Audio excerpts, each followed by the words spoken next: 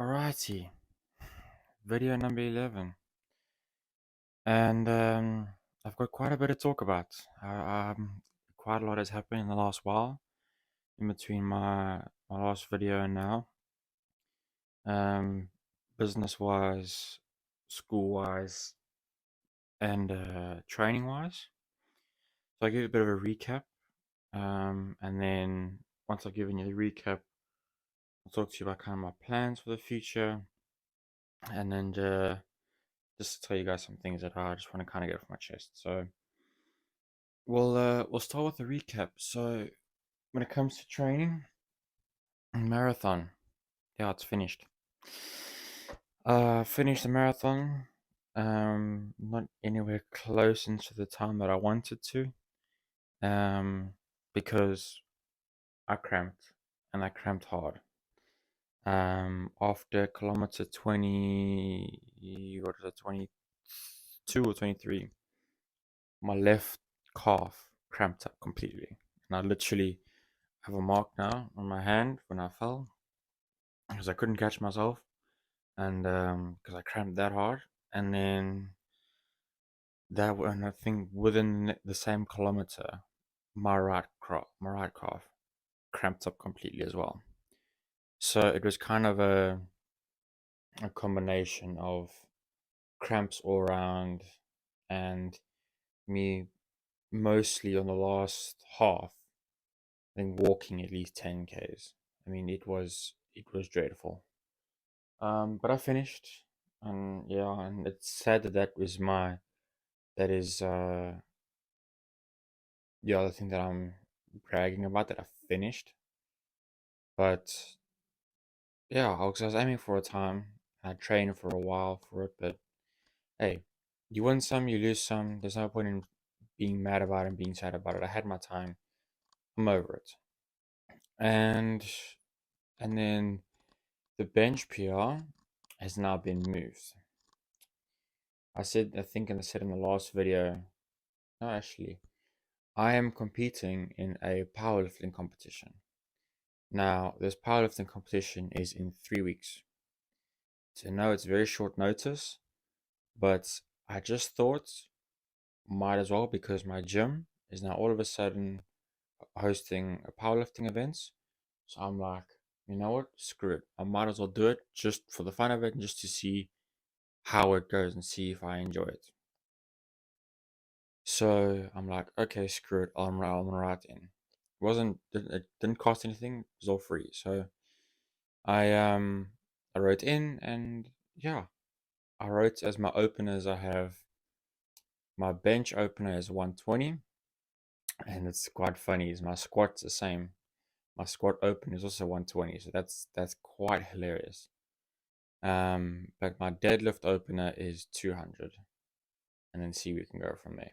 So I had my first 2 full weeks of training, basically just kind of working on my technique and building up as strong as a foundation as you can in 2 weeks.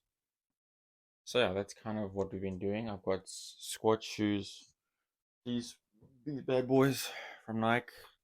I don't understand why there's another pair of Nike shoes on Nike squat shoes that cost 200 euros, whereas these cost 91. Don't see the reason why I want to pay double, even though these work pretty fine.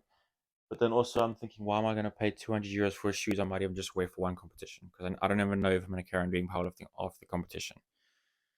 So that's why I want to buy the basics. Like, I've got a belt. I've basically got everything besides knee sleeves. That's the only thing left I need to buy. Unfortunately enough, I got these squat shoes with a bet with my dad.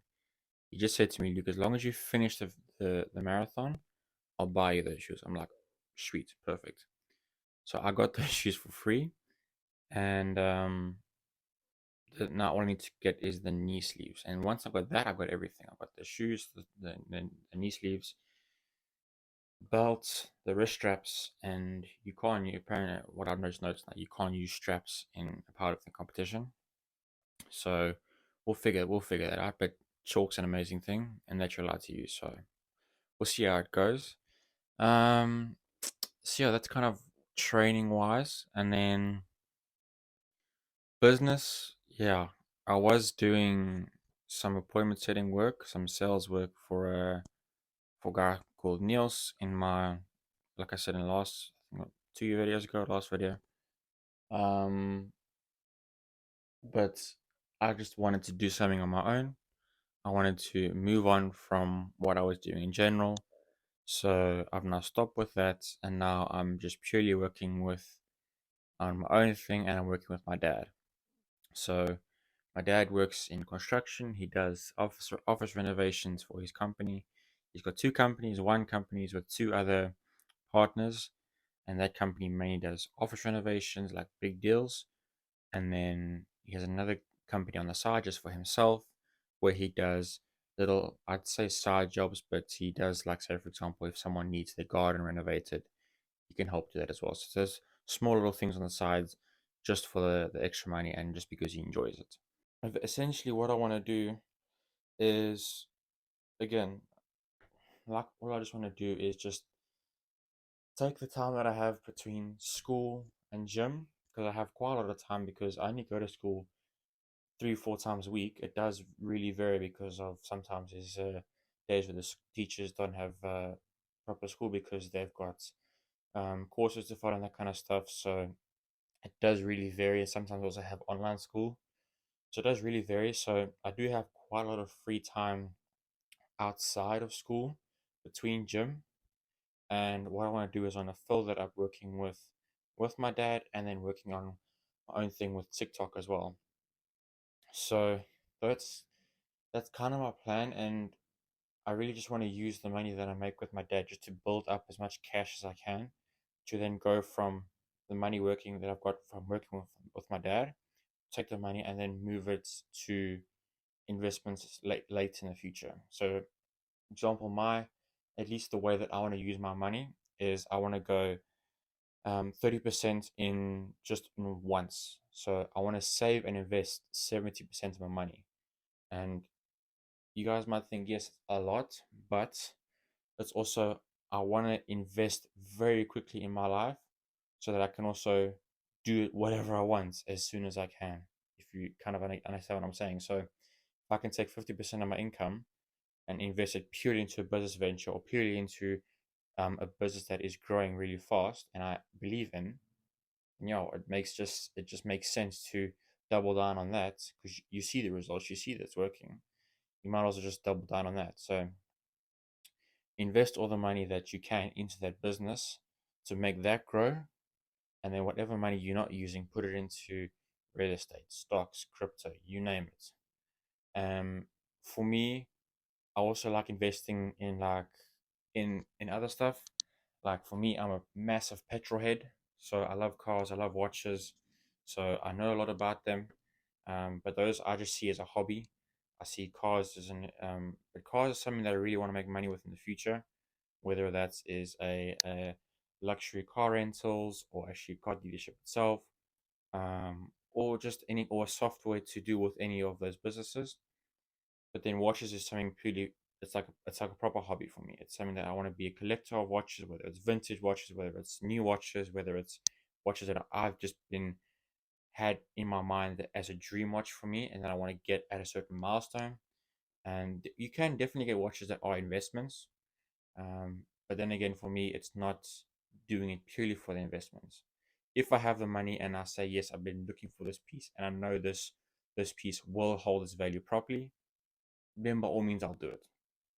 So that's kind of where I'm going when it comes to with my money, because I personally think if I can have from a young age, if I can have an income like 50K a month, then people think that's so crazy. 50K a month at 19, 20. But I look at some people my age and they're millionaires by my age. And for me at least to think about that and to logically look at that, because I am a very logical person. So I do a lot of the time look at stuff very logically. I'm thinking, okay, this young human being, not old, this young human being, because that's what they are, human beings, like myself, like you guys, they are making a bunch of money online. What are they doing? What do they know that I don't? What is stopping me from making that kind of money at my age, when there are people 2, maybe 3 years younger than me making quadruple the money I'm making, 10, 15, 20, even 50K a month. So it's that is the thing that pisses me off the most, because I know there's people out there that are thriving, thriving, and don't have to worry about paying for anything. They want new shoes, they go get it. They want to go out for dinner with their family, they go do it without even looking at the price. They just do it. And essentially, this also kind of brings me to the thing, the whole reason, or something that I wanted to get off my chest is, I made a TikTok about this, and I just posted it today. It's basically it's just telling you guys to evaluate your goals, evaluate your dreams, evaluate your goals, because a lot of the times social media does change your perspective on life. It really does. But I want you guys just to look at the goals that you have. I want you to look at everything that around you, and I want you to stop. Like just stop. Put the technology away. Put everything away. Throw whatever technology you have out the room. Close the door, and just for at least half an hour, sit down, whether it's on the floor, whether it's on a chair, whether it's on your bed. All I care, could be on a couch. I don't care. Just think about where you are and think about where you want to go. Think about where you want to go and think about how you can get there. Because there's a difference between dreams and goals. When you've reached the stage where you're changing dreams to goals, that's one of the biggest steps you can make in a self-improvement journey, because you have now moved from, oh, I've got all these big dreams, oh, I've got all these big ambitions. But once they get moved to goals, then you're moving. Then the process has started. But it's such a simple step that so many people overlook. And when you want to go from dream to goal, there's certain things you have to do.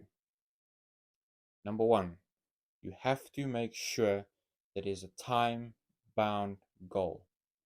It is bound to a certain time frame within the next 5, 10, 15, 20 years.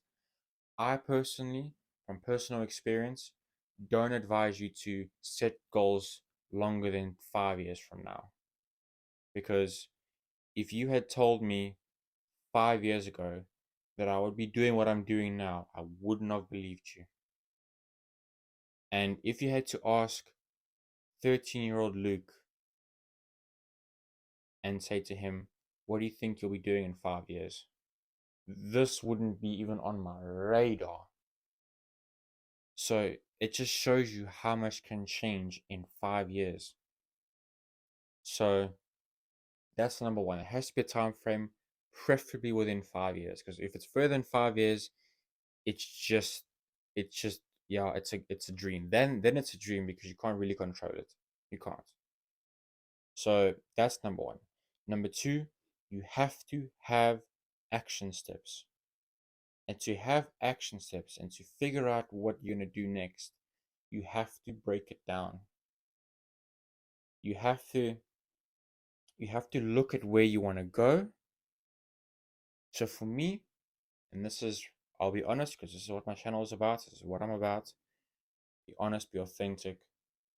What I want is around 2 to 3 million per month in my pocket for whatever I want. Around 2 to 3 million a month profit that I take home, that I can do what I want with, and it's the money that I can spend on things, on what, it's literally FU money. That's literally what it is. But that's my goal. So then you break it down. Like, okay, how do you make, say, 2.5 million a month profit after tax, after business expenses, after all the expenses are paid, how do I get $2.5 million euros into my bank account every single month? How? So I can break it down. Okay, what is 2.5 million in a year? Okay, 24. What's that? 20, around 30 million a year in profit, eh? In profit. So you think, okay, it's 30 million in profit. But then is that all going to be from business or is that all going to be from investments or 50-50? So you got to you really underestimate how easy it is to make the kind of money, because once you reach a certain level, and I've at least seen people doing this, once you've reached 100K, once you've reached 100K, you've gotten to the point where to get from 100K a month to a million a month is just purely 10xing what you're doing. Whether it's hiring employees, whether it's scaling the software that you're working with, just do whatever you're doing 10 times. Just do it 10 times faster or 10 times in a much shorter time period. That's how you make a million a month. That's literally all you have to do. And to get from a million to 2 million, at that point, it's either going to investments and saying, "This, I want to invest in this, and just make a whole business so you can delegate as much as you can into that business to have basically free cash flow coming in every month, and then using that money to half of it goes to investments, half of it you use to whatever the fuck you want, whether it's cars, planes, jets, I don't give a shit. It's something that you want to use. Okay? So that is how I think of it. So then you think, okay, how can I make, so now remember this, we've broken this down to, we want 2.5 million a month. We've now gone to how we can get to at least between 1 and 2 million a month with either investing or just doubling down on the business. Okay, now we add 1 million. How? Now we know how to get to 1 million. Now backtrack it. How do we get to 1 million? Get to 100K and do it 10 times, just in a shorter time period. Okay, so now the goal, how do we get 100K in a month? So that then you can start looking at different business models, the drop shipping, the trading, all those kind of things. And as much as you get all these videos on like why drop shipping's dead or why trading's bad or why all of these good SMMA, all those kind of things are good and bad, you have to test it, because you can see all these things online, but you can't really believe it if you haven't tried it. I mean, I personally I only have real experience with SMMA, and a little bit of drop shipping, not a bunch, but I have a little bit. Um, so, but it's basically just testing out what models you can get to 100K a month profit. That is the most important word that I want to just emphasize, is profit. Because you can see on people's Shopify's accounts where it's like, no, they made 100K. That's sales. Profits like 30%, 20 if they're good. 30% if they're good. Most times it's a 25% profit margin. That's only 25K.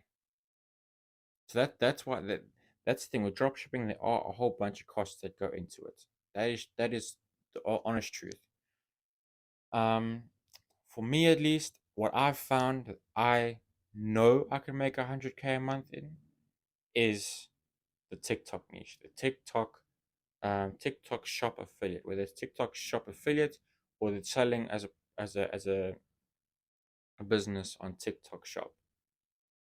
I know I can make 100K a month. Now, for me at least, going from this 100K a month to a million a month, then for me, in my opinion, I have to ask myself that question when I get there. Because from me, where I am now, to about between 500 and 1,000 euros a month, to 100,000 euros a month, I can't answer that because I'm not in that oak's shoes. I can say what I've heard from other people who have been there and done that, But I'm only going to ask myself that question, how I get to 100 to a million, when I'm actually at 100.